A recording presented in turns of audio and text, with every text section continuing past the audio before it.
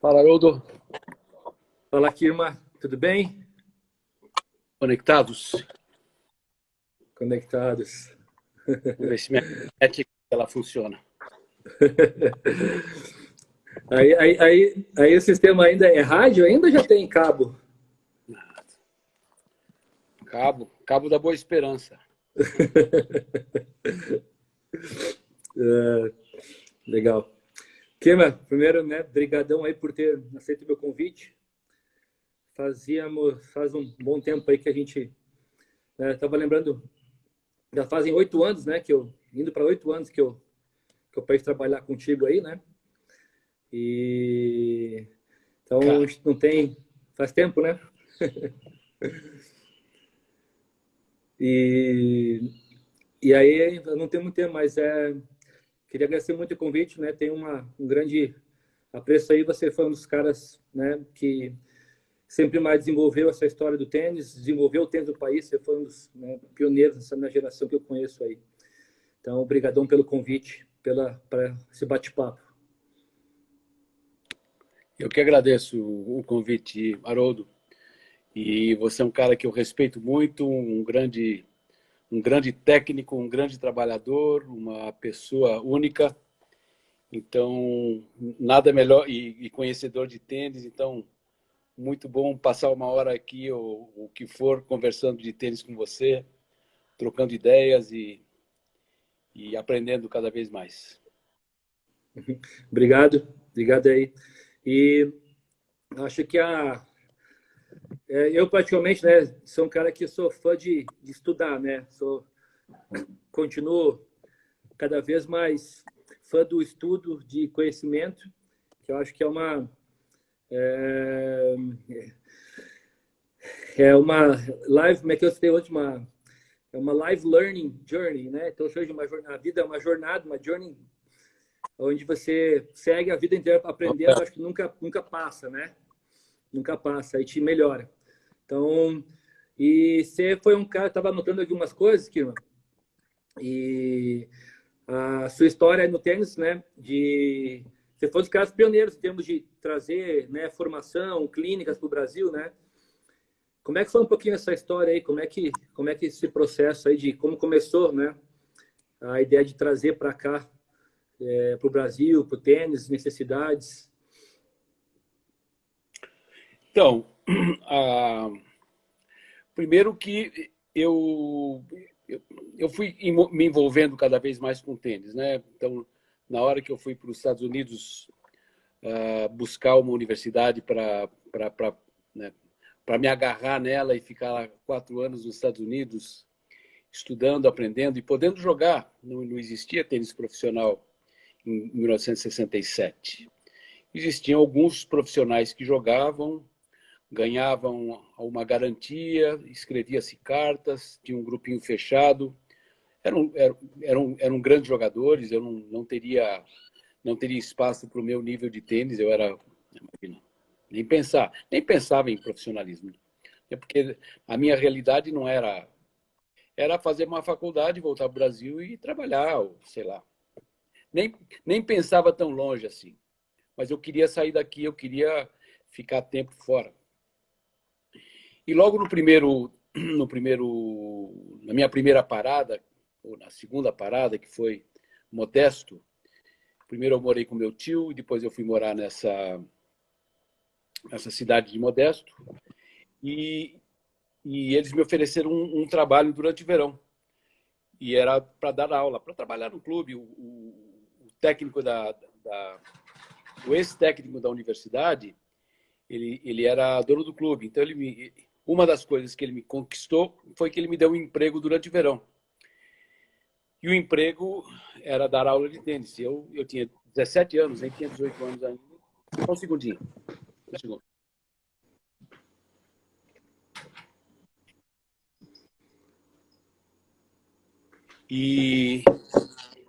Então eu aprendi a dar aula. E justamente nesse momento, o sistema de ensino estava mudando drasticamente, porque o tênis tinha recebido um impacto grande da televisão e de jogos transmitidos na televisão, que os professores de tênis não tinham horário para ninguém. Então, eles foram obrigados a inventar a dinâmica de aula em grupo para poder otimizar e para poder atender todo mundo que estava na fila de espera.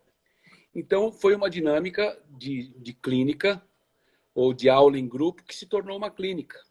Era muito diferente, era uma fila de 10, era uma máquina de bola, ou um professor ou dois lançando bola, desesperadamente, e o cara bateu o máximo de bolas possível em 1 hora, 2, o que fosse. Mas era uma dinâmica nova. Então, eu aprendi isso lá, e depois que eu me formei, 4 anos depois, em 72, eu estava jogando um torneio em Recife, era um campeonato brasileiro em Recife, e um doutor de Brasília me convidou para uma aventura que seria a Academia de Tênis de Brasília. Ele estava muito empolgado, ele convidou o Mandarino e a mim para sermos sócios dele e implantarmos um sistema de clínica que ele tinha se apaixonado com essa história nos Estados Unidos. Certo. A academia, em 72, ela começou a ser construída. Em 76, ela foi inaugurada com uma clínica, com a primeira clínica de tênis do Brasil. Só que para eu me capacitar totalmente... Porque foi antes de eu nascer, viu? Pois é, olha, você é novinho, ou como eu sou velho. Mas o Dennis Van der Meer já era um cara que já tinha a USPTR, né? Que era a empresa dele, que ele fundou começo dos anos 70. E em 75, eu fiz um curso com um discípulo dele em Brasília. Eu e o meu querido Mário Pérez, meu técnico de tênis. Olha, a Vera está entrando aí. A Vera foi uma das técnicas que contribuiu nessa primeira clínica em Brasília, que foi uma loucura. Imagina, você participou das clínicas aqui, da Clínicas. A nossa primeira clínica foram 3 semanas com o mesmo grupo. Caramba. Com, né, a carga horária que a gente conhece. Molecada de 12, 11 anos até 17, 18 anos, né, confinados na academia, em apartamentos, alguns eram de Brasília, mas nós, foi punk. E uma loucura, uma experiência tremenda, uma equipe de técnicos maravilhosa, de amigos, né, que estivemos lá essas três semanas. E aí eu fiz duas temporadas em Brasília. Aí não deu certo, Brasília por algum motivo não rolou. Eu me tornei um profissional, porque nesse momento eu estava no começo da minha carreira, eu tinha 25, 26 anos, e eu joguei até muito mais tarde. Só que em 80, quando eu tinha 30 anos, eu já não estava mais conectado com o Dr. José Farani, cara fantástico, uma família maravilhosa. Meus pais moravam aqui em Amparo, compraram um sítio que você bem conhece, esse aqui, e nós construímos 6 quadras inicialmente, depois 8. Nos acomodávamos no hotel aqui em frente, no Alto Tour, e a gente começou a fazer as clínicas aqui em 83. Eu ainda era jogador, eu terminei minha carreira de tenista em 87, com 37 anos, mas as clínicas aqui em Serra Negra já eram uma referência, era a única nesse momento. Depois outros técnicos né, adotaram a ideia, começaram a fazer o Marcelo Meyer com Batata, e muitos outros começaram a trazer seus alunos para essas temporadas. Mas foi assim que começou tudo. Legal. Você tocou no assunto assim, né, que eu acho importante, e que é a sequência. Eu imaginei que você ia, né, falar isso. E eu acho que hoje em dia assim, mudou muito o conceito, né? Eu digo né, quando eu comecei com uma ideia de um amigo de família que jogava tênis e tal, assim, nunca teve a ideia. Hoje em dia, essa inocência de começar o esporte, ela tem mudado, né, com o passar dos anos, né? As pessoas entraram no esporte com uma proposta de fazer o esporte e o que podia surgir para o esporte, né? Eu acho que hoje em dia, com tanta informação, com tantas possibilidades que o mundo oferece, as pessoas iniciam um processo diferente, né? Elas já começam muito mais com intenções, as crianças começam com intenções de alguma coisa. Isso faz com que o processo seja mais rápido ou acelere cada vez mais né, o que seria o tênis, né? E você contando aí que iniciou uma carreira bem mais tarde, até depois de se formar na faculdade, né? Como é que você enxerga essa transição dessa geração de hoje com a geração da sua geração, até a minha geração, que começava o esporte, mas pela inocência do esporte mesmo? Mas eu acho que só funciona com esse amor, Haroldo, porque eu acho que né, eu recebo aqui meninos, meninas, não, eu quero ser profissional. Pô, peraí, vamos... Você gosta muito de jogar tênis? Não, eu jogo, eu quero ir aí porque eu quero uma bolsa de estudos. Não, não é bem isso. Eu acho que é o contrário. Você vem aqui porque você quer jogar tênis, você gosta muito de jogar tênis. Você não pode viver sem jogar 5 horas de tênis por dia, mas você tem que estudar, é óbvio. E isso, né, as coisas acontecem. Eu não jogo tênis para ser um campeão do mundo. Eu jogo tênis para melhorar todo dia. E eu acho que o que acaba acontecendo é o envolvimento que depois, mais tarde, opa, eu estou tão perto, agora eu quero ser número um. Né? Tem jogadores, né? Eu estava vendo uma entrevista do Vilas outro dia, e ele queria ser número um do mundo do dia que ele pegou na raquete. Eu quero ser o melhor do mundo. Então eu acho que tudo começa com o amor e ser mordido pelo bichinho do tênis, como a gente fala. Sim. Eu vejo assim, né? Uma coisa assim que, quando eu tive a oportunidade de poder conhecer um pouquinho do tênis, né? Do mundo do tênis aí, principalmente com você, quando eu tive contigo no centro de treinamento aí, que eu pude viajar com a Paula, a Fernanda e todas as meninas na época, os meninos, sempre né, o anseio era poder aprender e poder estar um dia mais ali, né? Nunca era pensar em se você vai ser alguma coisa, se vai ser, né? E eu acho que essa mudança, então, uma coisa que eu tenho para mim, assim, né? Os conceitos que eu tenho, que eu trouxe para o meu, né? Hoje, para o meu centramento que eu coordeno, eu acho que o tênis ele tem uma importância na formação da vida da pessoa, né? E não no esporte. O esporte é um plus, ou as situações que as possibilidades, né? Faculdade, profissional, elas podem acontecer de acordo com isso. E esse entendimento que você falou no início ali, né? Que você viu que você estava muito longe de ser um jogador, né? E aí você foi fazer para outro caminho. E as pessoas às vezes investem no tênis sem ter essa condição, sem entender o que é ser estar preparado para investir em tênis, né? Aí você vê crianças, jovens, assim, com 10, 11 anos, jogando no circuito nacional 20 semanas por ano, 25 semanas por ano, né? Então, esse anseio, né? Eu acho que ele faz com que as coisas... A gente vive num mundo hoje de mais velocidade, de coisas mais rápidas, mas acaba, eu acho que confundindo, né? As ideias, né? Do que é o tênis e o processo de construção da carreira do jogador, né? Eu acho que tudo acaba sendo uma consequência, né? Gostar, né? Se envolver, treinar com seriedade, treinar mais, buscar formas de se melhorar. Aí, as coisas começam a acontecer e o resultado final a gente não sabe o que vai ser, né? Tem tantas coisinhas, né? Uma pequena lesão pode te tirar do jogo um tempo, te desanimar e você não querer mais, ou tirar permanentemente. Então, eu acho que é uma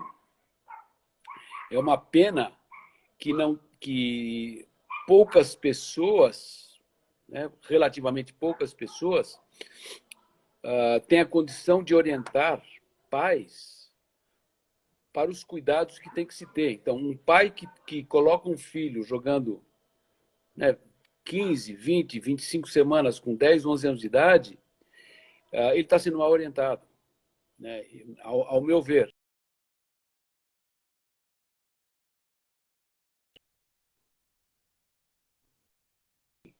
Não pode ser assim, uma criança começa a jogar tão sério assim com 10, 11 anos, como ele vai estar com 37. Que poderia estar, né? Podia ser 3 do mundo, como o Federer. certamente o Federer teve, ele deve ter patinado, esquiado, jogado bola, que joga bola, deve ter feito um monte de coisa. E aí chegou numa hora, opa, vamos levar, vamos, o negócio aqui é bacana, deixa eu ver como é que é. E aí começa a levar mais a sério, mas levar a sério tão cedo assim, o percentual de erro é muito mais alto do que o de acerto.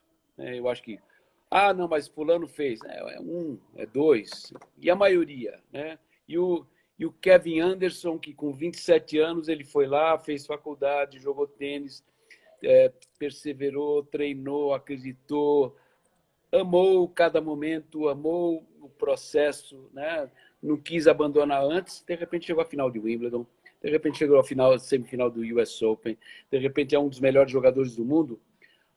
Velho nada, amadurecido, vai jogar mais um tempão, feliz da vida, conquistou as coisas, tem história, imagina como ele tem história para contar, né? Então, eu acho que é por aí. E os cuidados que os técnicos, principalmente, têm que ter ao orientar pais, ao orientar meninos e meninas, a exigir dos meninos e meninas, ao fazer sonhar, né? Porque nós temos uma responsabilidade gigantesca de fazê-los sonhar, sim. Quer ser profissional? Que maravilha, vou te ajudar, mas vou te falar a verdade, conheço a verdade. Se eu não conheço a verdade, eu vou consultar pessoas que conheçam a verdade, que não me coloquem numa estrada que pode... Será que isso aqui é uma picada? Isso aqui eu vou cortar caminho? Não existe cortar caminho. Então, é trabalho, é um trilhão de bolas, alguns milhares de horas em quadra e não é fácil, é difícil, mas é muito bom. Faria tudo de novo, mas faria melhor. É verdade, né? Pessoal, só lembrando aqui, tá? Quem faz perguntas para a gente aqui, quem tem meu parceiro Murak Esportes vai receber um brinde. Aí tem bastante gente aí entrando aí. Luciano de Brasília, Duda Marcolin, Jorge Del Nero estava aqui. O que mais? Né? O pessoal aqui de Alfenas, Ribeirão Preto, Maurílio, Eduardo. Então, bastante gente aqui entrando, dando um oi. Façam perguntas para a gente aqui, pessoal, que a gente vai falar. Kirma, uma outra coisa, assim, né, só esse assunto assim que eu acho importante. E hoje é o que eu falo assim, hoje o circuito, né, eu vejo que ele começou mais cedo, né? Então, porque hoje tem o circuito Kids, né? E o circuito Kids depois tem o circuito Infanto-Juvenil no Brasil, né? E eu sempre digo assim que a ideia é a gente conseguir, né? O circuito ele é meio, ele não faz bem à saúde, né? Eu sempre digo assim, né? Uma visão que ele acaba, as pessoas vão ficando sempre atrás do pote de ouro no final da história, né? Que é o atleta que chega na ponta. Conseguiu pegar aí, Kirman? Tá me escutando?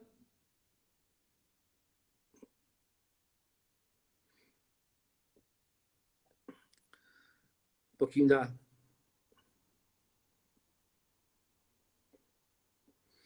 Alô, Kirman? De repente é melhor se dar uma saída.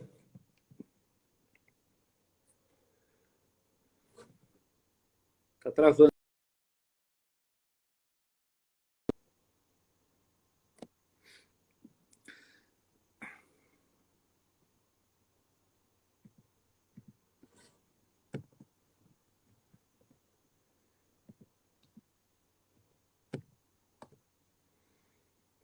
Estou aqui esperando o Kirmair voltar.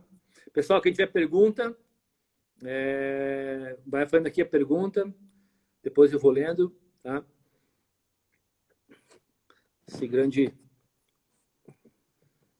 bate-papo. Ô, João, esqueci de falar de você, João. Verdade, essa aí tá a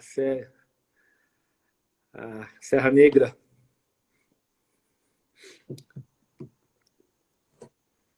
Ver se entra de novo o Kirmair.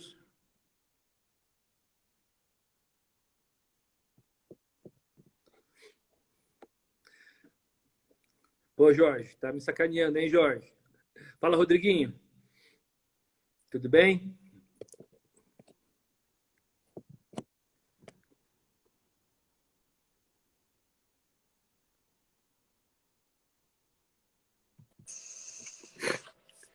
Tive que usar manivela. O, jo, o Joãozinho mandou mensagem aí dizendo que Serra Negra vai devagar aí. É, Mas faz aqui... parte. Vou pedir para ele sair, tá bom? Não, já estamos falando. Estamos falando. Não, aqui voltou. Legal, tá me escutando aí? Eu não ouvi a sua colocação ali, Haroldo, desculpa. Tá. Não, eu falei assim, né? Hoje em dia eu penso em que o circuito, né, ele virou assim, é a corrida do pote de ouro, né? No final, a gente tem 2 circuitos, virou um Brasil com 2 circuitos, o Kids e depois o Infanto Juvenil. E a ideia é quem chega no final do arco-íris, né? Com um pote de ouro que seria o filho vencendo, né? E eu acho que essa 2 coisas assim, que eu venho vendo, conversando muito, né? E eu acho que como a gente tem uma cultura muito de Ayrton Senna, de ser o melhor do mundo, o futebol, né? As pessoas acham que o processo é esse. E é legal quando a gente consegue ver que o processo ele é muito maior, né? É muito mais amplo do que isso. E a função do tênis que eu entendo é a longevidade, né? É promover a longevidade. E a gente sabe, né, Kilma, que o processo é longo, 1000 variáveis. Hoje em dia, uma coisa, um cálculo que eu faço aqui, como eu tenho hoje um atleta que está entre os 20 do mundo júnior e viajado muito, o custo é altíssimo, né, para manter um jogador desse. Eu diria que formar um jogador hoje, eu falo, é perto de 2,5 milhões de reais aí, pelo meu cálculo de hoje, do que eu faço, né? Então, ou seja, né, esse cuidado, acho que ele é muito importante. Então, um recado é entender que o esporte, ele é uma parte de tudo isso e a educação, que eu acho que o esporte tem uma formação e educação muito maior, principalmente o tênis, né? Eu acho que essa seria um grande ponto, né? Eu acho que na competição, eu acho que obviamente, é muito importante ganhar. Eu não vejo nada de errado num menino com 10, 11 anos ganhando, sendo campeão. É um bom hábito, mas tem que ver a que custo, né? A que custo. Eu acho que as famílias que se envolvem com tênis e que não entendem muito de tênis, né, e começam a se envolver, elas começam a se assustar com o tamanho do envolvimento, o número de horas que exige para e cada vez mais, até um certo momento, depois se estabiliza num número de horas, mas vai aumentando e o custo vai aumentando, né? Esse seu jogador que tá jogando tão bem, que está indo tão bem, nunca gastou tanto dinheiro na vida. E vai gastar mais. Ele tá com 16, 17? 18 agora.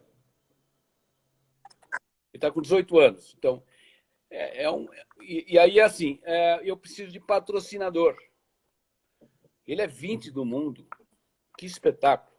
Pô, de repente, aí em Ribeirão Preto, que é uma cidade né, com uma tradição tenística bem legal, né, muitos torneios, muita gente saiu daí, e bacana, e muita empresa, muita gente, né, com uma condição de poder ajudar, talvez você consiga apoios, e que não e longe de ser patrocínio, porque por mais 20 do mundo que ele seja, ele dá 0 de retorno. Claro. Né? É isso mesmo. No espectro mundial, ou até nacional, até regional, então demora muito. Então uma empresa fala, não, mas isso aqui temos que investir no futuro. O cara que tem grana, ele não quer investir no futuro, ele quer investir no cara que dá retorno no Instagram de amanhã cedo, ou na televisão de amanhã cedo. Não é de daqui a 2 anos. Não, se tudo der certo, ele vai ser um dos melhores do mundo. Ninguém quer isso.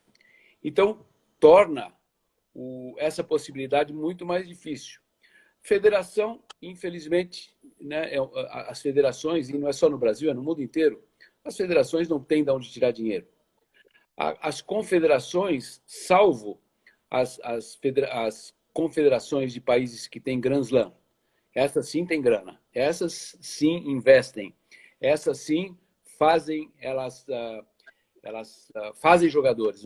né? Elas têm um corpo técnico, eles têm tudo disponível porque eles têm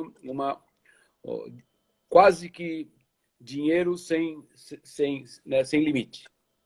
Sim. Para essas, e mesmo essas, olha quanto tempo a Inglaterra demorou para formar alguns jogadores meia boca. O Murray nem inglês ele é. Ele é escocês e foi formado pela mãe dele, que se não fosse ela não seria nada, e ele foi para a Espanha treinar lá com o Emílio Sanches, pô. Então bom, e os méritos vêm para a Inglaterra quando ele ganha e para a Escócia quando ele perde. Então é meio complicado tentar fazer um jogador. Óbvio que não é impossível, óbvio que o Guga, o Larry, que gênios que eles são, que trabalho maravilhoso que eles fizeram, né? A Teliana, a Bia, que tá sendo formada, que tá num bom momento, o Thiago Wilde, tem outros meninos jogando bem, o Felipe Meligeni, a Carol Meligeni. Quer dizer, nós temos um grupo aí que está aparecendo. Só que os outros países têm mais, tem 20 grupos iguais a esse, né? A Argentina, um país vizinho que tem, né, mais distante que a gente. Tudo para o argentino é mais caro do que para nós. Pelo menos $500 a mais a passagem para ir de Guarulhos para Madrid, de Buenos Aires é uns $300, $500 mais caro para chegar lá. Então, tudo é mais caro, tudo é mais difícil. Clima pior, é mais frio, mas eles têm uma forma cultural de ser um pouco mais quente, um pouco mais orgulhosa, né? E eles querem a vitória, eles querem conquistar. E tem sido óbvio que tem uma história tenística mais significativa que o Brasil, né? O Vilas foi um cara que apareceu, né, faz 50 anos, né? Então, 50 anos que o Vilas é uma estrela, é uma grande estrela, ícone, né? É um ídolo, é um ícone. Então, eles tiveram também, nós tivemos o Guga. Eu estava conversando, acho que com o Marcelo Sandoval outro dia, e estava contando que quando o Vilas estourou, em 73, 74, a Federação Argentina tinha aberto da República, que era um torneio que gerava uma bela grana. E quando o Vilas apareceu e era casa cheia de segunda a domingo, isso é uma coisa muito importante. Casa cheia de segunda a domingo é uma renda fantástica. E todos os patrocinadores que quiseram participar. Então, com esse dinheiro que eles faziam, eles conseguiram dar uma sequência à geração pós-Vilas, ou, né, durante Vilas. Apareceu Clerc, Mancini, Haidt, um monte de jogadores que estavam entre 10, 15 do mundo, jogando, ganhando, Copa Davis indo muito bem, Vilas e Clerc chegaram à final de Copa Davis. Então, na América do Sul, a Argentina dominava, Chile também tinha um grande elenco de jogadores. Mas mas depende de dinheiro, depende do interesse de técnicos, da facilidade. Tem um monte de coisa aqui. É uma coisa muito complexa, né? É uma coisa muito complexa. E uma das coisas assim que eu fico né, da oportunidade que eu tive aí quando eu estava viajando com a Paula, principalmente foi mais tempo. Hoje, várias jogadoras que estavam no circuito da Paula estão lá, né? Kiki Bertens, né? Era uma jogadora que era jogava os mesmos futures que a Paula, né? Kiki Bertens, Mônica Puig, né? Entre outras aí que a gente viu, né? Chegar junto e participar, né? E é engraçado, né? E uma outra história, não sei se eu contei isso, né?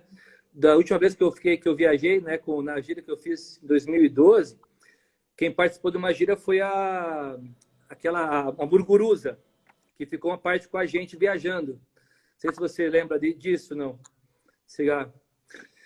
E 2012, então ela jogou, ficou alguns 2 torneios com a gente. Não lembro, não.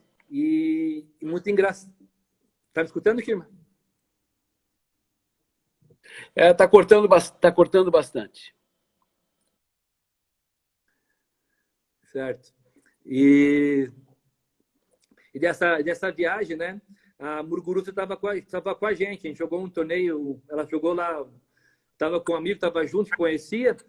E aí jogou a Muruguruza. Aí o primeiro torneio foi em Fort Walton, na Flórida, uma cidade. E aí perdeu a primeira rodada. Na semana seguinte, a gente foi jogar um torneio em Clearwater, ali perto de Tampa. E ela quase perdeu na primeira rodada, um jogo que estava perdendo para uma jogadora que estava com o Raul Hazinger, na época, treinava. Aí a menina desistiu na negra e a Muruguruza ganhou o jogo por desistência. Passa o quali e ganha o torneio sem perder um set, né? E aí depois ela ganhou o wildcard para jogar o torneio de Miami. E ela fez quartas, ganhou da Zvonareva e perdeu para a Pennetta nas quartas, né? Então, assim, muito engraçado, né? Do nada, nesse primeiro torneio, ela tinha perdido para uma menina de 15 anos, acho que é Alexandra Kik, se eu não me engano. Eu tenho essas chaves guardadas até hoje aqui no meu computador aí, né? Então, é engraçado ao mesmo tempo, né? Que o jogador parecia tão perto, depois tão longe. Óbvio, né? Que ela tem um bom nível de tênis, é uma jogadora que já tinha muitas armas, né? Mas essa questão do sucesso, ela no tênis é muito rápido, né? Você conhece a história do Nalbandian, que ele terminou o ano em 10 do mundo, 10, 11 do mundo. E não teria chance de jogar o Masters, que entram 8. Mas o Masters sempre leva um jogador a mais para ficar ali na manga, caso aconteça alguma coisa com alguém. E alguns jogadores se lesionaram e a lista foi subindo. E, de repente, tiveram que chamar ele de uma pesca para ir jogar o Masters lá na Ásia. Pô, ele nem estava treinando muito, ele já tinha chutado o balde. Estou de férias, vou ficar 3 semanas aqui de férias e vou recomeçar mais tarde. Só que ele foi chamado e foi para lá. Ele acabou entrando na chave e ganhou o Masters. Tiraram da pescaria para ganhar 3 milhões de dólares. Olha que lindo. Mas são detalhezinhos. Ai. Mas são detalhes mesmo. E ver essa luz assim, né? De repente a Muguruza não tá com toda a confiança e de repente fala assim, ó, alguém lá de cima, um anjinho, fala assim, eu vou te dar mais uma chance, e toma aí, ó. Um wildcard, ou a menina desistiu. E é muito, muito interessante. Porque eu acho que, né, isso sempre acaba, a gente, quando fala sobre tênis, são coisas que a gente vai sempre falando, porque a gente vive, né, na questão de ter um atleta, de ter ícones, né? E como o Guga, eu acho que, né, número 1 do mundo, talvez, são pouquíssimos caras que são raríssimas pessoas que são assim. É só ver por nações aí, né? Estados Unidos faz muitos anos que não consegue ter um jogador número 1 do mundo, né? Com tanto investimento, tanto o que é o tênis lá e tem dinheiro, né? Então, o que chama atenção nisso, né? Eu acho que é muito mais acreditar no processo, né? Claro que tem várias coisas, né? Mas é acreditar no processo. Esse dia eu fiz uma live com o Gonzalo Lopes, um treinador espanhol, e ele foi 169 do mundo ATP, numa época. Não vou lembrar, ele é um pouco mais velho que eu, acho que eu tenho 43, ele tem 48 ou 50, né? E falando assim que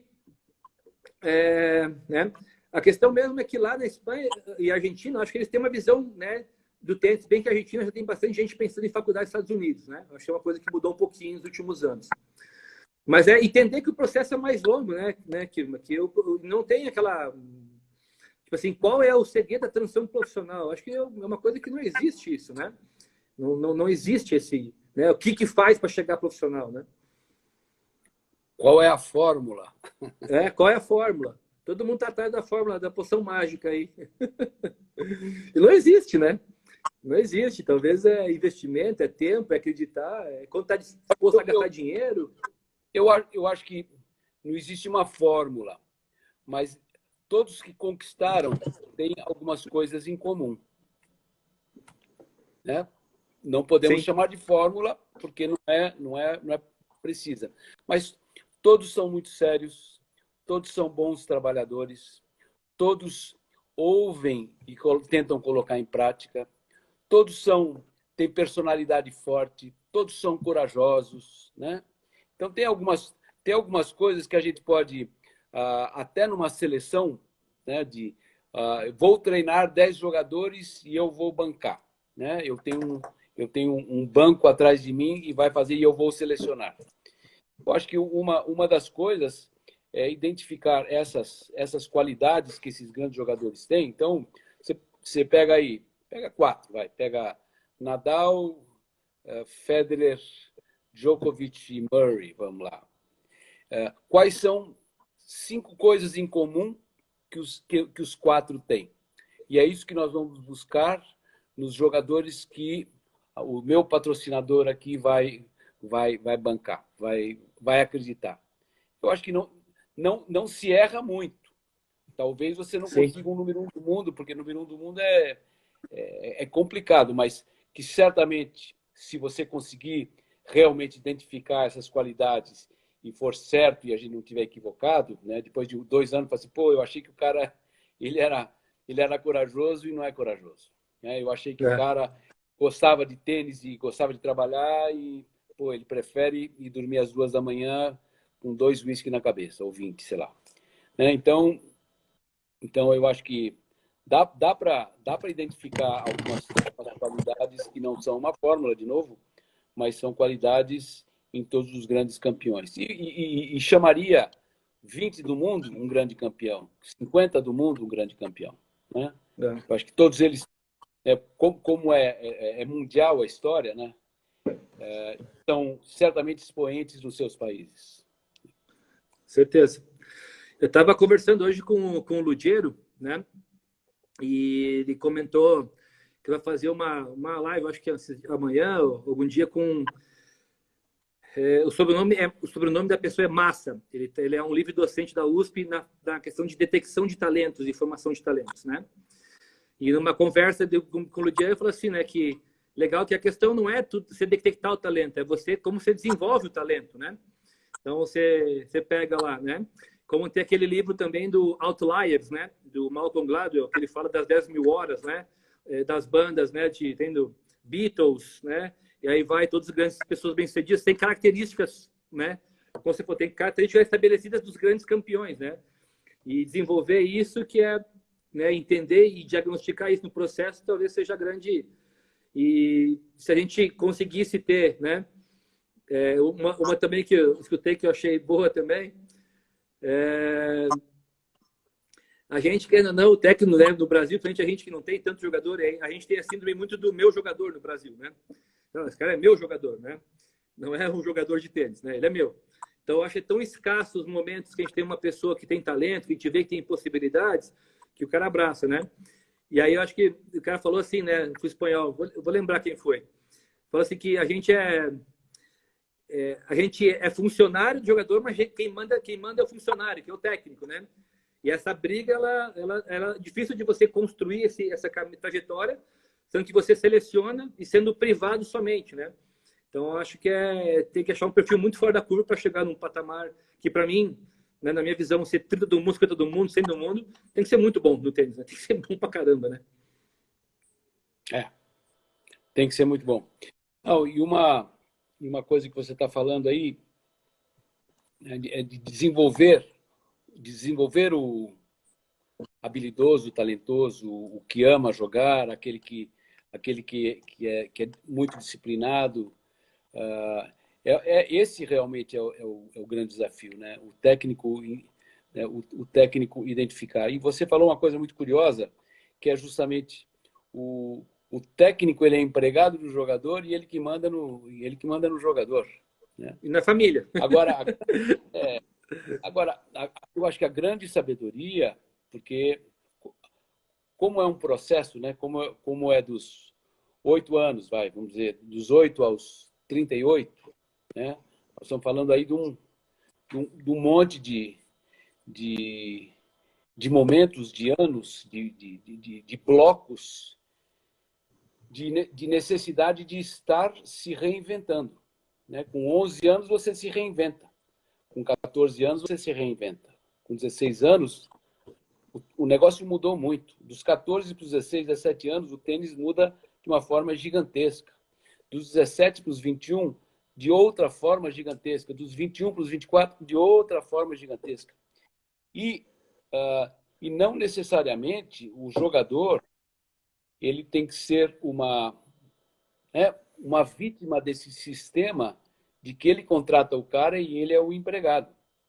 Ele deveria, com o tempo, né, infelizmente os pais não têm tanta essa sabedoria como orientar, porque também não tem fórmula e cada um é diferente, mas de ter grupos ou equipes técnicas para cada fase. Porque, óbvio que o menino de 13 anos ele precisa de uma equipe técnica que tenha um conhecimento e um foco numa área do tênis que não é a mesma que o cara que tem de 21 a 23, 24 anos. 21 a 24 anos, ele está precisando de uma outra coisa, que não é aquilo que ele tinha quando ele tinha 13 anos. E jamais ele vai poder, ou deveria, ter o mesmo tipo de orientador. Palavras, né? Porque o técnico, por mais que ele se reinvente e se atualize, ele vai ter aquelas frases-chave que quando o cara tem 13, dos 13 aos 17, ele repetiu a mesma história uma centena de vezes. O cara já não aguenta mais. E é complicado. Então, tem que existir é maçante, né?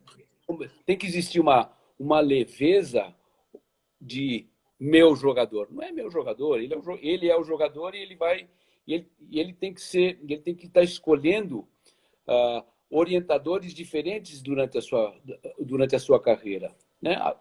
Certamente algumas vezes vai pecar, mas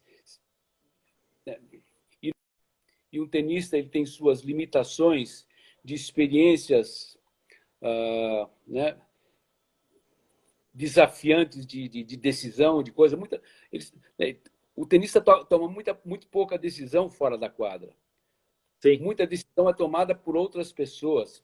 Outras pessoas organizam a vida deles. Então, eles são pouco ocupados. Eles têm aquelas 5 horas de ocupação dentro de quadra e aquilo é suficiente para o resto do dia.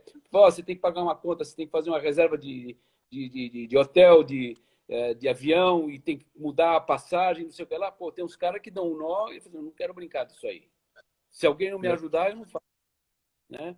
Então, os tenistas, normalmente, eles são limitados numa personalidade forte e falam assim, Haroldo, obrigado, estou com 18 anos, eu preciso...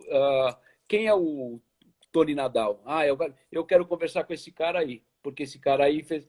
Porra, mas não, é outra coisa. Até o Tony Nadal deixou o Nadal. Até o Tony Nadal falou assim, vai lá, fica lá com o Carlos Moyá, fica com aqueles outros caras lá que tá tudo certo. Eu já não... Certamente porque ele também está cansado, né? Ele deu o que tinha que dar. Né? O que ele... Isso é interessante, né? E esses dias acho que foi quem falou isso. Eu acho que eu vi também o João Suete falou sobre isso também, que às vezes, né, a grande questão nesse processo são das fases, né? E tem um treinador de tal fase a tal fase, né? Como você falou, né? Pontuou até os 14, 14, 17, 17, 21, 21, 24, que sejam fases, né? Sim. E às vezes aqui, e você achar as pessoas certas que você não faça o que a gente chama de retrabalho, né? Que você vai iniciar no final da fase, que essa fase ela seja, né, uma curva assim, né? Não ficar fazendo assim, vai para cá e para cima, e para cá e para cima, né? Desce e sobe, né? O famoso aí up and down. Eu acho que essa também essa sabedoria também do técnico saber entender que eu tenho um nível e vou até aqui, daqui eu não tenho mais conhecimento e passo para frente, né? Então a França tem muito isso, né? A França tem muito esse formato, esse país, né? E eu fico nesse nicho e vai para lá, né? Eu sou muito bom em formação, fico até aqui. Não quero ser bom em formação, da juvenil e tarará, né? Por isso que é bom sair de uma escola, de uma federação, porque não é nada pessoal.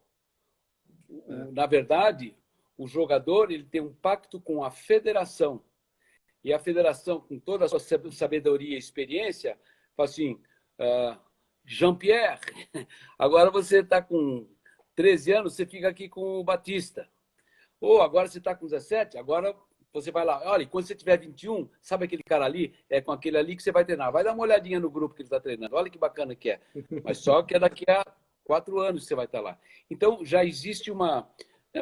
Eu não gosto da palavra escola de tênis, mas a que mais se poderia chamar de uma escola de tênis são os franceses. A Espanha, mais ou menos. A Argentina não existe escola de tênis. Escola argentina, não rola. Né? Não rola porque eu sei que não rola. Não tem uma base, um negócio forte que dali saem, os treinadores saem, e os jogadores saem e tem apoio. Não existe. A escola argentina é bife na veia e uma porrada. Essa é a escola argentina. Agora, a francesa, eu acho que é a mais bem organizada, a que investe melhor seu dinheiro. Óbvio que tem né, escola americana, mas não é tão escola quanto a escola francesa. E sabe, é engraçado isso, né? Porque eu também, né? E eu gosto muito da escola da formato, só que o pessoal fala que é uma ótima escola, mas não forma número 1, né? Então, quer dizer, a briga acaba sendo essa, né? E... Alô? Cortou? Qual que não forma? A escola francesa, né? Tem um monte de gente boa, mas não forma. Os caras falam, não tem número 1, mas pô, a estrutura que eles têm é fenomenal, né? 2018, se eu não me engano, eles ganharam todos os torneios europeus de 14, 16, 18, masculino e feminino, né? Como equipes, assim, né? Então... Eles são muito bons. Eu tive contato, eu treinei o Cedric Pioline uma época e eu frequentei Roland Garros e frequentei tudo que os jogadores lá tinham de apoio. Eu pude, né, participar e perceber como um técnico de um jogador francês que poderia ter tido alguma coisa da Federação Francesa, mas ele não quis, não quero. Ele me contratou e eu era o cara, porque ele tinha algum grilo lá com a Federação Francesa, mas usava a estrutura, né? Porque ele era jogador de Copa Davis, quer dizer, também não queriam que ele tivesse a distância. Mas o que tinha lá, um dia eu falei, pô, eu preciso filmar um negócio seu. E eu tô acostumado com aquela 8mm câmerazinha. Pô, foi um cara lá de uma equipe de cinema com uma câmera de $1 milhão, com todos os tipos de equipamento, fomos uma sala de cinema, um negócio do tamanho de um trem. Então, era, né, meio... Né, para quem quisesse usar, nem era tão usado, mas eles tinham dentro da infraestrutura deles. Né? Os cursos de capacitação, todo o departamento de capacitação deles, que eles oferecem para todos os jogadores que saem do circuito, né, todos os profissionais que saem do circuito, homens e mulheres, eles são cooptados pela federação. Ó, tem um emprego aqui para você. Tanto é que todos os jogadores franceses que saem, a gente vê com um ex-jogador como mentor, como técnico principal. Então, é uma federação fantástica. Né? Mas tem Roland Garros, que rende $500 milhão de alguma coisa aí por ano, de lucro. E estava conversando tem o Cláudio Santana, que é um técnico que trabalhava no Curitibano e mora hoje em Paris. E está trabalhando lá, né, com tênis. E ele falou no clube dele, né, que é um clube de Paris, que fica perto de Roland Garros, não lembro o nome. Só no clube dele tem 3.000 crianças jogando, né? Então, quantitativo também, né? Ele falou que na quantidade de ano passado, 2019, foram quase 30 mil torneios oficiais na França, né? Então, assim, é um volume muito diferente do nosso. E eu acredito que quando você tem uma escola boa, a questão não é ter o número 1, né? É você sempre ter gente surgindo que um dia vai ter a possibilidade, né? Eu nunca me esqueço uma frase que você falou uma vez, né? Numa das nossas conversas aí, foi que aí o cara que é jogador de primeiro, né? Primeira rodada, segunda rodada, não, mas o cara que chega na final e final, ele tem a mesma condição de ser vencedor ou não. Se o cara pode chegar a 50, 20 do mundo, eu acho que tem outras coisas que é mais, talvez, inspiração pessoal ou talvez limitação do que chegar lá. É muito mais individual, né? Então, é uma coisa que você me comentou naquela época e ficou gravado, assim. Então, mas se você tem a possibilidade de ter um monte de cara bom jogando, talvez a chance de ter melhores jogadores seja maior, né? A competição está lá em cima, né? E tem mais volume na base. Que legal. Kirma, tem uma pergunta aqui, umas perguntinhas aqui, que falou Marlon. Vencer não é o importante, mas não pode desanimar o menino. Eu acho que ele quis falar sobre a questão do projeto, né, de formação, assim, da vitória, que a gente acho que comentou isso antes, né, que você falou que é a favor de vencer, nada contra vencer, né? Eu acho que o vencer estimula também Então, Pode falar. Então, eu acho que uma coisa que eu acho que é importante, que é uma visão que eu acho que é fundamental em um certo... então, nós temos escolas de tênis e a gente lida com que jogam. Tá me ouvindo? Tô. Agora caiu. Deu uma cortada, mas tô ouvindo.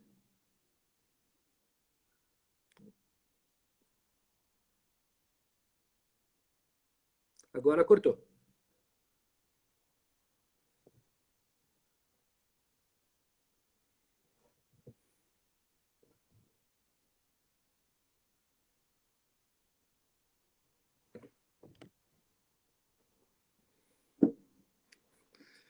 Sem áudio, Kirma.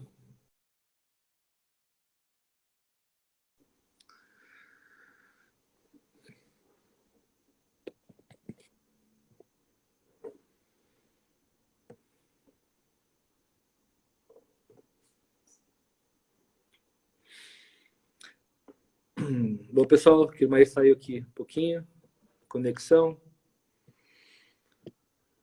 Fala aí, Jorge. Um dia eu vou ter um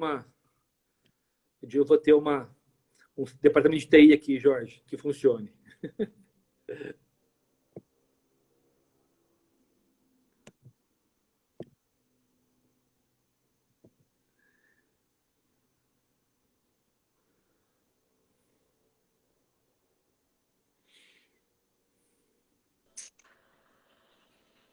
Voltou? Voltou. Então vai. Tênis é um jogo desgraçado, né? É um jogo que a gente vai jogar contra um cara... Só um segundo.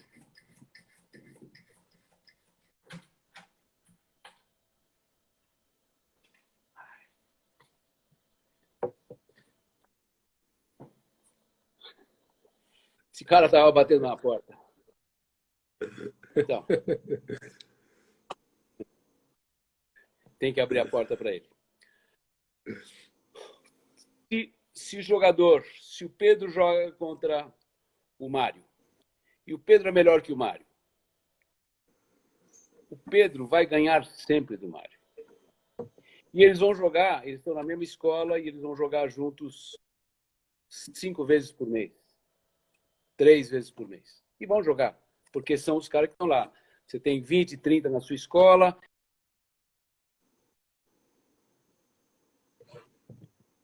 Contra o outro. E o Pedro sempre ganha do Mário. E o Mário está começando a ficar desanimado, e o pai do Mário fala assim, porra, meu filho só perde do Pedro, esse Pedro é um desgraçado, e aquelas coisas que a gente... Agora, eu comecei a ver, né, e a gente sabe, a gente é técnico, o Mário está melhorando. Porque ele antes perdia de 6-1, 6-1, e agora ele perde 6-3, 6-3. E outro dia ele... Pedro. Então, o que significa isso, ao meu ver? Vitórias. Então, nós não podemos nos ater exclusivamente no resultado. E aí, Mário, como é que foi? Perdi de novo. Bom, aí você sempre vai perder do Pedro, porque ele é melhor que você. Mas você conseguiu aquela paralela que nós estamos treinando? Pô, eu acertei, eu dei 3 winners de paralela, olha só. E antes eu não dava nenhuma. Pô, consegui sacar e volear e ganhar alguns pontos do saque e voleio. Ou seja, o processo do Mário começar a ganhar do Pedro é longo. Poderá acontecer. Mas nós temos que ver de uma forma para não desapontar o Mário, para ele não se desapontar e ele perceber vitórias na trajetória dele, mesmo que não signifiquem 6-3, 6-3 a favor. Então, eu acho que é muito importante, né, para esse pai que fez essa pergunta, não podemos desmotivar ninguém que perca um resultado, mas o que nós técnicos estamos buscando? O que nós gostaríamos que nossos filhos, né, meu filho hoje joga, teu filho talvez já esteja jogando também, outros pais que têm filhos jogando, nós queremos que eles estejam motivados, fiquem no tênis, não porque vão ser profissional, não porque vão conseguir uma bolsa de estudo, porque é a maior sala de aula fora da escola que alguém pode ter. É dentro de uma quadra de tênis. Acho que é melhor do que campo de golfe, é melhor do que campo de futebol ou que uma quadra de vôlei. Porque é um desafio desgraçado, é um esporte dos mais difíceis de dominar. Né? Você tem a raquete, você tem a bolinha, você tem a quadra, você tem o adversário, você tem o vento, você tem o sol, você tem N coisas a mais do que outros esportes. Então, tanto é que hoje os grandes CEOs, eles recrutam. Jogou tênis, que bom. Eu quero conversar com você mais do que com os outros, porque você tem uma coisa especial que eu sei. Que os CEOs, os empresários, as pessoas que jogaram tênis, entendem o que o tênis faz na cabeça de um cidadão ou de uma mulher. Então, eu acho que a nossa visão de vitória ou derrota tem que ser um pouquinho mais sofisticada para poder ajudar os alunos. Nós temos que ser honestos, é óbvio. Né? Nós temos que sempre falar a verdade. Mas buscar nesse resultado uma verdade que a gente possa incentivar todo aquele que entra. Primeiro, parabéns pela coragem de competir, porque é muito difícil ir no tete-a-tete lá, jogar contra um cara melhor, fazer, pô, mas eu vou perder desse desgraçado de qualquer jeito. Para que eu vou me esforçar? Parabéns, você deu o máximo. Você perdeu 6-0, 6-0, mas você correu em todas, você deu garra, você fez todos os rituais que a gente conversou, você fez dupla falta, mas você sacou com coragem, você inúmeras coisas que a gente pode ficar aqui né, comentando. Mas eu acho que essa visão, eu acho que é uma visão necessária para a gente manter mais jogadores, para eles entenderem que eles estão melhorando e para eles terem um parâmetro do que é melhorar. O que é melhorar? Legal. É continuar perdendo ou melhorar o resultado, ou melhorar as coisas que a gente faz? Legal. Flávio Araújo. Kirma, aqui, ó, tá, vai acabar aqui o tempo. Vamos voltar. Eu vou sair. A gente volta daqui a pouquinho para falar mais um pouco, pode ser? Eu vou sair e já voltamos para continuar. Que vai acabar, vai cortar o Instagram agora o tempo. Tá? Pessoal, já voltamos aqui. Vou desligar e já voltamos. Vamos com aqui, capete. Tô sabendo o né. O do Gé, por favor. Tá.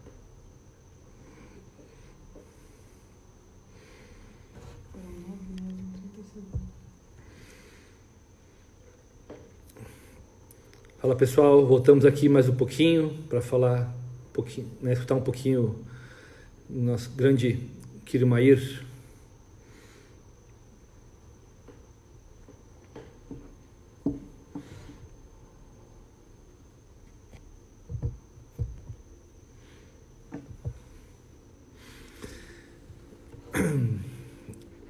Falar um pouquinho mais de tênis.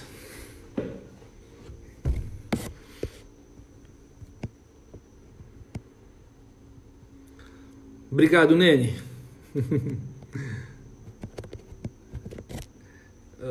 Opa. Aê. Dá certo agora. Conexão um pouquinho mais. Grande abraço, pessoal. Marjorie. Tá por aí, Marjorie? De volta. De volta. Bora. Legal. Tinha uma outra pergunta ali, Kirman, né? Antes, né? Só complementar isso que você falou, que eu me lembrou agora, né? Tem várias coisas aí que, né, que eu tive aí contigo, período que eu pude aprender, né? E hoje eu sou um pouquinho Kirmair, né? Então, quando alguém vem para cá, né? Eu faço as mesmas entrevistas que você fazia com os pais e recebe os jogadores e conversa, né? E é um aprendizado, né? E é engraçado, né? Quando eu lembro de algumas coisas que você falava, né? Eu não entendia, né? E hoje eu entendo muito bem e como é diferente as perspectivas, né?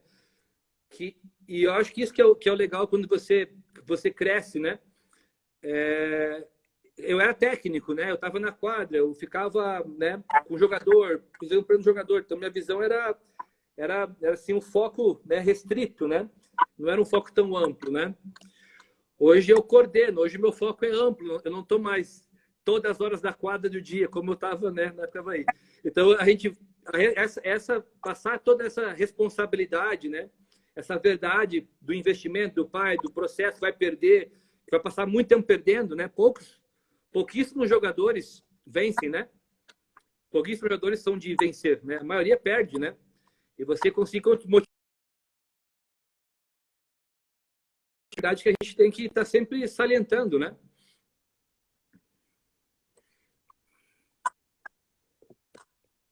Alô? Pegou o final aí? Com certeza, Haroldo. A visão nossa dentro de quadra, ela tem que ser a visão de técnico, e a visão de administrador de um programa, ela é um pouco, ela é bem mais ampla, ela é bem mais complicada, ela é bem mais prazerosa também, né? Porque no final, quando você está com o jogador, ele é a coisa mais importante.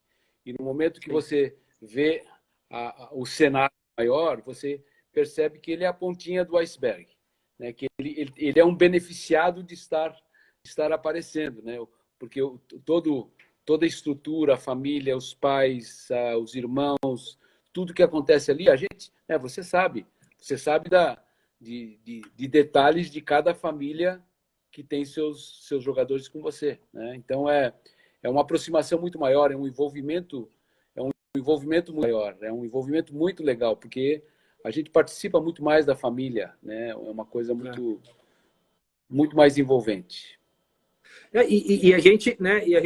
Quando se toma as decisões, elas são muito. A gente tem mais elementos para decidir, né? Se conhece mais coisas, né? Então, de repente, a decisão ela tem mais variáveis, né? E muitas vezes a gente acha assim, né? O técnico, você fica meio complacente ou meio, né? Naquela coisa de técnico duro, mas só que cada um tem uma situação, cada um tem um momento, tem uma perspectiva, tem um entendimento familiar que às vezes você precisa, muitas vezes não, né? Não é quase sempre instruir a família toda para o esporte, né? Pelo processo, né? E isso é a grande sacada, né? E quando você está na quadra, você fica muito restrito ali. Então, é uma coisa bem, bem bacana hoje. E eu me lembro de muitas coisas assim que acontecia, né? Falei assim, putz, né? Eu não posso ser tão preto no branco, né? Então, você tem que olhar uma situação mais ampla e tomar decisões baseadas em coisas que entender que o jogador vai passar pela gente, a gente vai contribuir na vida dele, né? Tem muitos aqui que já foram, né, participei do processo. Alguns aí que eu tive em Serra Negra, mandaram contato para mim com essas lives pelo Instagram e tudo mais. É muito bacana esse respeito, né, esse carinho que eles têm por tudo que a gente passou para eles, né? Com certeza. Não, isso é o que conta. Nós somos... São as histórias, né, que você falou, né? Não, e nós somos muito mais importantes do que a gente possa imaginar, né? Uma palavra não pensada, mal falada, quanto pode machucar ou quanto pode, né, fazer essa pessoa sonhar ou ser melhor, né? Então, eu acho que a gente, né, tem que ouvir bem mais do que fala, e quando falar tem que tomar, tem que ser bem atento, né, de como a gente fala, porque a nossa presença e a nossa influência é muito, muito importante. Né? Só que aproveitando aqui, o Marcelo Sandoval deu um oizinho aqui, Norberto Toledo, grande pessoa, preparador físico e grande mestre. A Flávia aqui Araújo. Norberto, grande Norberto, claro. Norberto, de vez em quando eu falo com ele ainda, muito conhecimento no tênis, aí aprendi muita coisa. Tinha uma pergunta. Oi? Pode falar. Aqui o Gustavo Gonçalves, que treina comigo, filho do Jacaré aí. Grande Gustavo. Marcelo Meyer. O Felipe, que trabalha comigo, Felipe Santos, que trabalha comigo hoje. Tinha uma pergunta aqui, Mari, que era assim, né? Eu gravei aqui do Helder, que ele falando assim, se tivesse ex-jogadores no comando do governo, né, ou mais né, nas direções das federações, se mudaria muito o investimento do esporte, né? E se teria mais dinheiro, né? Eu acho que, né, como é que você enxerga isso? Eu não entendi, desculpa. Perdão. O Helder comentou assim que se você, como Guga, Kirmair, né, Meyer, todos esses caras fossem dirigentes do esporte, se mudaria, se teria o esporte teria mais prestígio e mais dinheiro junto, né, no tênis, no caso do tênis. Não sei. Talvez o Marcelo Meyer. O Marcelo é um cara que tem uma visão dentro de quadra e fora de quadra muito prática e de muito sucesso. Eu acho que a confederação teria que ter dois departamentos muito separados, né? Uma é a pessoa do presidente, do político, e a outra é o CEO que sai buscando formas de viabilizar programas que o tênis precisaria, né? Então, mas eu não sei se isso é viável pelo custo de um CEO e um custo de um presidente, mas vejo como uma saída empresarial, né? A CBT se tornar uma empresa robusta que se sustente uma boa base, toda a parte de orientação de técnicos que hoje tem, né? Ou tem já faz algum tempo. No final eu fui o que iniciei tudo na CBT. Hoje ou há algum tempo está sendo administrada pelo César Kist e um grande número de capacitadores, mas está faltando né, os grandes técnicos o que eles estão conseguindo para eles, né? Qual é a união junto com a CBT que tem, como esses grandes técnicos que têm bons jogadores estão trabalhando junto com a CBT, né? A gente sabe, né? Nós trabalhamos junto com a Paula, nós tínhamos a Paula e a Fernanda aqui num momento que, né, quanto elas foram utilizadas pela CBT. Você lembra? Talvez não merecessem, talvez ainda não, mas estavam ali, elas estavam entre as 5, 6 melhores do Brasil. Né? Você tem que dar até que número? 100? 20? 15? 1? Né? Quanto que você tem de verba? Então, eu acho que o a encrenca toda acaba esbarrando na grana, né? O governo não tem muitas coisas que sejam para o esporte. Né? O nosso país é um país que nós temos problemas de saúde, de educação, de escola, né, de segurança. Sim. Esporte, velho. Esporte é para... Eu digo, a minha visão... Não é tênis.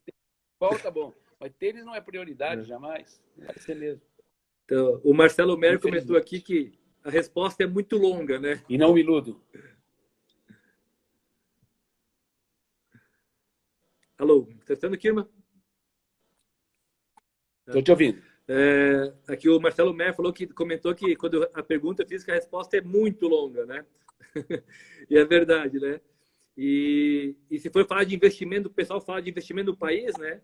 Falei assim, primeiramente, nós não temos investimento em nada no nosso país, né? Estruturalmente, nós somos ruim ou pouco investimento em todas as áreas possíveis, educação, segurança, saúde, infraestrutura, e aí vai por água fora. O esporte vai ser a última ponta, né? E etc. Aqui, eu tenho uma outra pergunta aqui para você,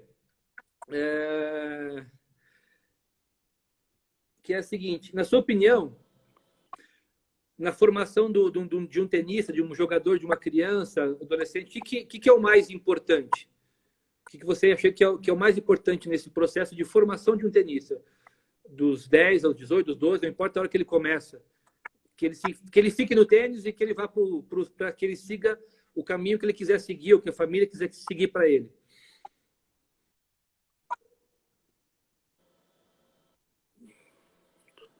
Ele tem que estar no meio, né? Ele tem que amar, ele tem que... E se os pais facilitam, né, ir da academia, ir ao clube, ou se ele é chato pra caramba e só vai parar de chorar se alguém levar ele pro clube, né? Então, eu acho que morar perto do clube, né, tem algumas coisas que ajudam muito,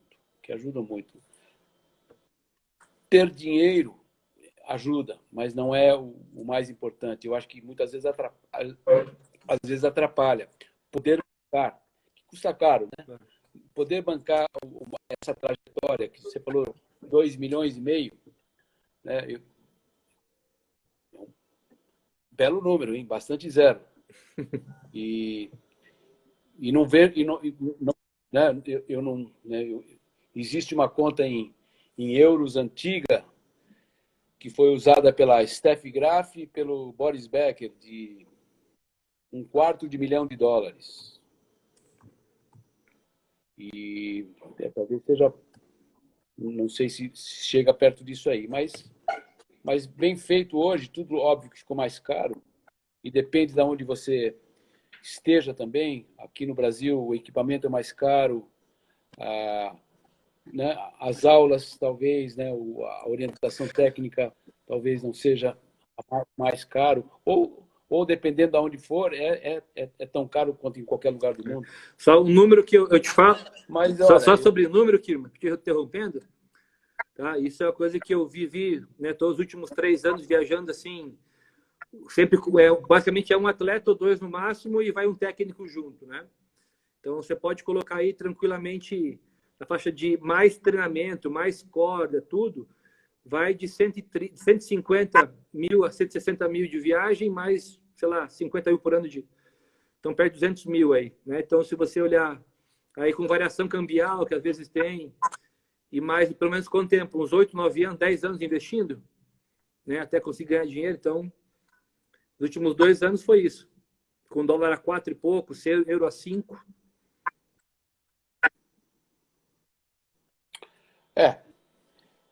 Por isso que aí entra, né, os órgãos, né, que não tem essa possibilidade, então ficam reduzidos a famílias que possam bancar isso, ou alguns realmente heróis que se viram e, né, vendem o almoço para comprar o jantar e acreditam e vão atrás e estão lutando, e os pais ajudando e no mesmo sonho. senão é muito difícil, né? Senão é muito complicado, né? Eu estou vendo aí toda essa geração, né, de, por exemplo, o Wilde, né, o pai dele é técnico de tênis, então não tem 200 pau por ano para bancá-lo durante, né, os próximos 5 anos, vai. Digamos só os 5 anos. Nem vamos falar do passado. Vamos falar só daqui para frente. Agora ele está ganhando um pouco de dinheiro, ele tem patrocinadores, ele está dentro de um programa que é bem bacana, que é o Tênis Root. Então ele tem que ser extremamente agradecido a tudo que está acontecendo com ele. E ele tem um valor tremendo, né? Ele é um cara esforçadíssimo, disciplinado, está no caminho, né? É briguento e lutador. Então, mas não vai acontecer nos próximos 2 anos, né? Ele vai, se ele continuar, ele vai ser um grande jogador dos 22, 23 até 35. Né? Tudo dando certo, não tendo lesões, não se cansando, porque ele já está jogando. Ele está com 19, talvez? 19. Aí. Ele está jogando desde os 10, ele está jogando há 9 anos já, presta atenção. Ele vai ter que jogar mais 15. Aguenta? Aguenta? O Federer está aguentando. O Djokovic e o Nadal estão aguentando, ó. E aguentando lá em cima, sem sair dos melhores 5 do mundo. Olha. São extraterrestres, os caras. Nem dá para ficar comparando com esses caras, porque aí é uma covardia. É outro mundo, né? A gente tem... Mas, olha, acabei não respondendo sua pergunta. Eu não sei uma coisa que precise, Haroldo. Eu acho que é uma série de coisas que a gente precisa, no dia a dia, ir acertando, ajeitando, pulindo, conversando, convencendo, sonhando, chorando, rindo. Eu acho que é uma estrada longa, com muita distração, com muita coisa que pode acontecer, e não conseguiria, né, uma coisa que precisa. Tá. Tem uma pergunta aqui, Kirma, do Norberto Toledo, que é a seguinte: vocês não acham que falta um modelo de formação desportiva atrelada à nossa realidade, né? Ou seja, que considere as particularidades do Brasil para formar um tenista?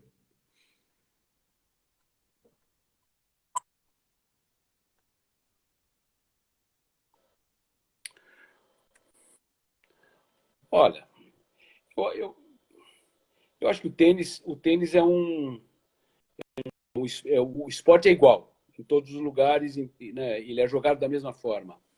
Ele exige as mesmas condições, né, técnicas, físicas, né, de nutrição, de disciplina, de emocional, que é claro que o brasileiro, ele é o adolescente, o jovem, a criança brasileira, da classe que tem dinheiro para bancar tênis, né? Ela é mimada. Ele é mimado, ele é protegido, ele não tem responsabilidades. Poucas famílias têm um padrão de educação que não mima o filho, que não dá, que não usa meritocracia, né, para as suas coisas. Né? O argentino, vizinho, ele é uma cultura totalmente diferente. Né? Por mais pertinho que a gente esteja, eles têm outro padrão de educação. Por isso que os argentinos esportistas têm uma mentalidade diferente. Eles estão acostumados a conseguir pelo próprio esforço. Né? E o brasileiro, né? Eu imagino que você concorde comigo, porque a gente está no mesmo barco e a gente vê a história se repetir bastante. Então, eu acho que uma das nossas funções é ajudar os pais a reeducar, ou educar através do tênis, educar através da nossa escola e da nossa filosofia, e os pais têm que nos apoiar, porque na hora que a gente vai lá e e puxa a orelha, eles vão ver, pô, por que você puxou a orelha do meu filho?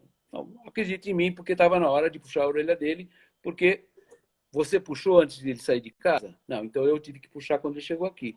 Né? Porque está acontecendo isso, e merece um puxão de orelha. Não é arrancar a orelha fora, não é cortar a orelha do cara. É ir chamando atenção e educando. Né? Ah, você quer ser tenista? Que legal, olha, mas só que o tenista tem que agir dessa forma. Né? As dificuldades que você vai ter, você não vai poder ligar para tua mãe para resolver o problema. Você que vai ter que resolver o problema. Né? Você vai ter, é a água que tem aí para você beber, é sem gelo. Não, mas eu gosto a 7 graus e meio. Não, toma a 22, está quente, mas toma, velho. É o que tem. A comida é essa. O quarto de hotel é esse. Né? Opa, não tem táxi, pega o trem. Né? Então são coisas que o mimo não vai ser bom. O mimo vai ser, infelizmente, vai ser prejudicial. Vai segurar o crescimento desse menino ou menina. E por isso que a gente tem que ter a gente tem que ter a nossa postura e a gente tem que saber até aonde ir também, claro. Né? Nós vivemos numa meio camba também, mas eu acho que sempre que é possível essa tremenda honestidade que a gente tem que ter com os pais né? Muitos pais vão tirar os alunos da nossa escola por causa disso. Como você fez isso com meu filhinho? Como com a minha filhinha? Ah, você gritou e ela chorou. Pô, naquela hora eu tive que gritar, desculpa, mas tive que gritar. Né? Eu perdi a elegância. Mas eu acho que, né, você falou muito bem, né? A gente precisa ter essa serenidade, né? essa franqueza ou realidade, né? Para falar, né? E falar, né, a verdade. E ao mesmo tempo, muitas vezes a gente não entende isso, mas também poucas pessoas, quando você vive isso, entende quem é o esporte, o que o esporte é, né? É ele que vai dizer o nosso caminho, né? Na verdade. Quando você consegue perceber que uma coisa hoje em dia, né? O pessoal fala assim, jogar tênis é muito difícil, né? Eu pergunto para ti, era fácil na sua época, irmã, jogar tênis? Não é. Né? Nunca foi fácil jogar tênis, né? Então, eu não sei por que as pessoas, às vezes, querem achar como... É a história dessa conversa que eu perguntei. Hoje em dia, as pessoas já entram no esporte, uma vez com uma visão um pouco, talvez, distorcida, querendo que o esporte proporcione já alguma coisa, ou tenha rendimentos, ou tenha glórias já para o filho ou para a pessoa. E o esporte não é isso. Nenhum esporte é isso. Muito menos o tênis, né? E eu não fui jogador nem perto do que você foi. Foi um cara mediano para bom no juvenil saindo. Depois eu melhorei meu tênis e aprendi a jogar tênis, um bom tênis depois, no nível bacana. Mas muito longe de ser um profissional. Mas as realidades são as mesmas. E se você depois vai trabalhar com tênis, ensinar tênis, você vê que é a mesma realidade, né? Pouquíssimos vão ter isso. E essa franqueza, e às vezes você tem que puxar a orelha do jogador e talvez do pai, né? Diz, opa, não, aqui não vai, né? Não vai para cá, né? Então você dá o aviso para ambos, né? E isso é uma coisa bem delicada e óbvio que tem que saber o nosso, até onde é o meu espaço. O meu espaço é aqui, eu não interfiro e as decisões são de cada um e a vida é assim que funciona, né? É uma área muito, muito delicada, porque no momento que você apresenta a sua escola, o seu programa para algumas pessoas esclarecidas, bem-sucedidas, que a consequência desse sucesso é dinheiro, e o dinheiro, às vezes, ele dá uma impressão diferente de como, né, manejar e manipular. Muitas pessoas acham que por ter tido sucesso numa área, eles entendem o que é o mundo do tênis, né? Bem, tem coisas que são claras para mim também, que são muito parecidas, mas tem coisas que não são nada parecidas e não tem nada que ver com o mundo corporativo ou com o mundo do sucesso financeiro, né, que uma pessoa possa ter. Então é muito delicado para muita gente. E tem muita gente, né, que tem uma mentalidade de eu quero aprender. Eu vim à Terra e vou aprender até o dia que eu morrer. Então, o que o senhor tem para me ensinar sobre o tênis? Vou consultar o senhor e vou consultar mais 3 para saber qual me convence, né? E aí eu acho que cabe, né, a esse pai tomar a sua decisão. Eu estou indo nessa escola aqui por isso, por isso, por isso. Mas eu vou ouvir a explicação de cada um né, dos diretores de escola, o que eles têm para oferecer para o meu filho. E se faz sentido para mim, né? E quanto vai custar? E aonde que ele... Né? E esse é um plano de quantos anos? Isso que nós estamos falando. E o plano que eu tenho certeza que faz a mesma coisa, é um plano de tênis. Né? Tênis, em primeiro lugar, é um esporte. E que nós vamos jogar duplas até os 85, mais ou menos. Então, vamos preparar todo esse caminho, vamos entender todo esse caminho dos 10 até os 85. E é isso aí. Tem uma hora que cabe fazer algumas coisas, ser um grande juvenil, ser um jogador universitário, profissional, um bom veterano, viajar pelo mundo jogando tênis, enfim, é uma vida. Quem começa a jogar tênis não para mais, joga pro resto da vida. Verdade. Você tem aí os veteranos que vão lá na sua academia, no Strang, e o próprio René. O René quase que morreu jogando. O cara que montou toda a história ali. Ele jogou, e os amigos dele... Tem amigo dele que ainda vai lá? Tem alguns que vão lá ainda. Poucos, mas tem. Então é para a vida. Mas muitos continuam jogando em outros clubes, estamos... mas continuam jogando. Né? Pois é. Então... Bom. Augusto Colela, olha só. Adriana, Jaime. João Felipe. Tanta gente, tantos amigos entrando aqui, que legal. Kirman, estamos chegando no tempo aí, sempre faço aí o tempo aí. E antes de finalizar, eu queria que, né, toda a sua estrada aí, seus anos de experiência, pudesse dar um conselho para os tenistas jovens, né, e principalmente essa geração de adolescentes. Você trabalha no seu treinamento aí, forma, e eu também trabalho com isso, e pais. Um pequeno aconselhozinho, um advice aí para como manter o filho, e uma coisa bacana, que o esporte seja algo muito maior, o tênis muito maior do que simplesmente vencer e perder, né? Olha, eu acho que o conselho ou coisas que podem servir como conselho, eu acho que a gente falou essas 2 horas aí. Mas tem uma coisa que é importante, né? A gente vai ficando mais velho e a gente vai percebendo como quanto mais velho a gente fica, a gente não pode perder tempo, né? Porque o tempo passou e ele não volta mais. Mas quando a gente é jovem, a gente não entende tão bem o tempo, né?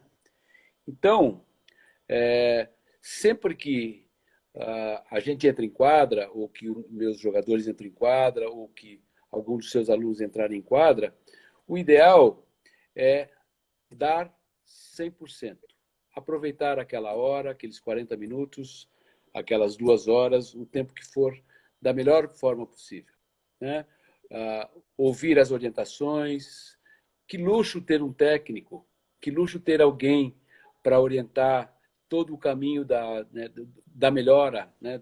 de cobrir de se fortalecer como jogador, com os golpes, com a técnica, que é muito detalhado, que precisa de muita atenção, de muita concentração. E depois que sair daquela quadra, que é aquele quadrado 18 por 36, eu chamo de templo. Né? Quando a gente entra ali, um templo é uma coisa muito séria para a gente. Né? Para nós técnicos, vamos entrar em quadra, que legal, que energia, vamos fazer o nosso melhor. E se a gente consegue fazer o nosso melhor, não precisa ser 3 horas de treino, pode ser 15 minutos, pode ser meia hora, mas que seja com a máxima intensidade, que seja com todo o coração, que seja com o coração aberto para ouvir, entender as orientações, tirar as dúvidas e dar o melhor. Eu acho que utilizar o tempo da melhor maneira, de uma maneira bem produtiva, toda vez que estiver em quadra, com a raquete na mão, com a oportunidade. Agradecer sempre por estar saudável. O esporte é uma coisa que pode jogar, é uma bênção. Quantos jogadores hoje, né?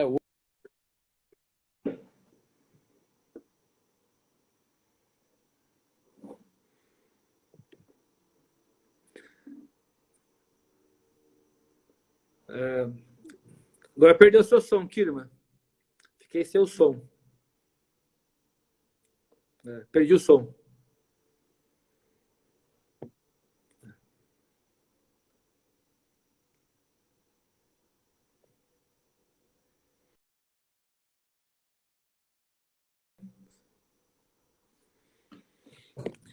Pessoal, estamos aqui terminando o bate-papo. Obrigadão. Valeu, João. Norberto, Edu. Sempre aqui, Edu. Daqui a pouco tá chegando o seu brinde aí, Edu, viu? Não esqueci de você não, tá? Tá meio devagar nesse período aí.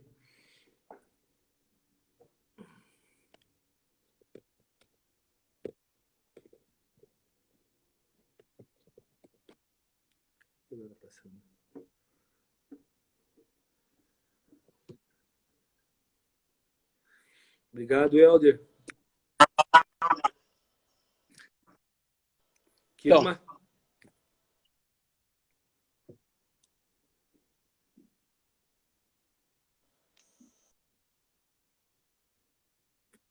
cortou aqui.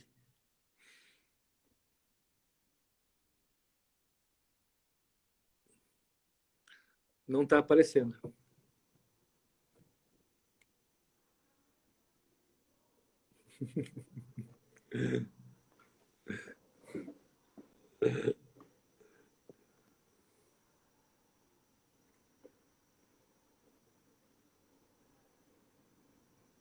Grande abraço.